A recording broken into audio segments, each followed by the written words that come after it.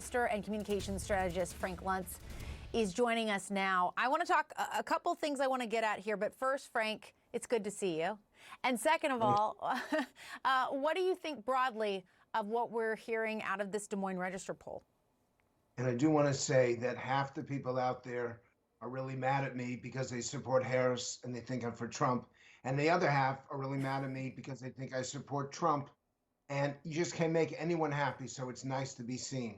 Yes. I'm not sure about the Iowa poll because there's so many undecideds.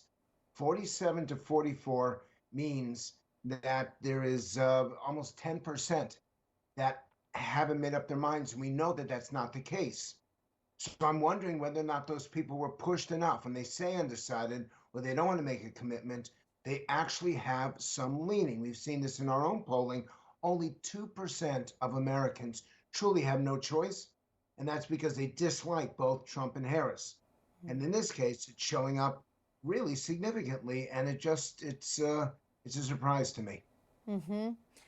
If you dig into these numbers, it is women who are fueling Harris's rise here. An earlier poll in September essentially had those numbers flipped.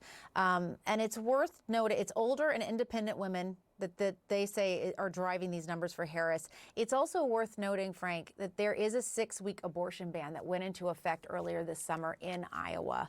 And I'm curious what you make of all those pieces and if they go together or if they don't. They do go together. And in fact, this is a very neatly designed jigsaw puzzle. For Harris to win, she has to turn out female voters, most particularly women 18 to 34, those who may not have an interest in politics normally, those who do not normally vote in elections. And particularly these women who'll be a first and second time voter, they're brand new to the political process and they can make the difference if they turn out. And we don't know if they will or not. And one of the things I'm looking at most is this abortion issue. It's the number one or number two issue among young women, and it is definitely motivating them to participate. Mm-hmm.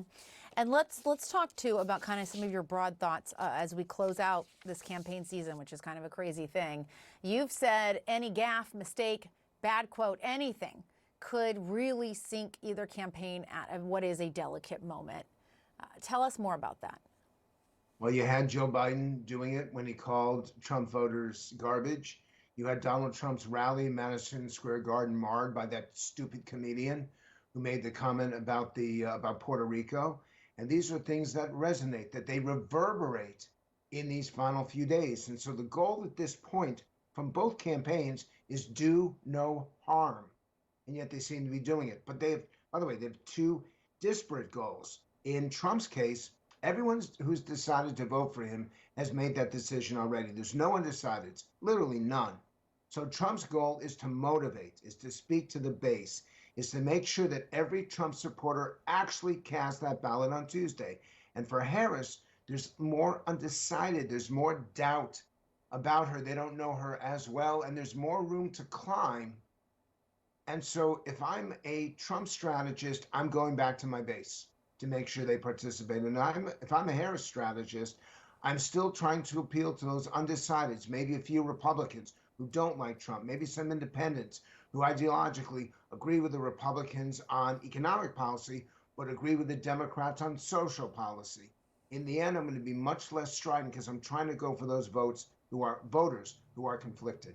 Yeah, and the Harris campaign has said that they see in their data that these last-minute voters making up their minds are breaking their way, they think, in a way that is positive for them. What do you think about that? Do you think that's right? What are they going to tell you?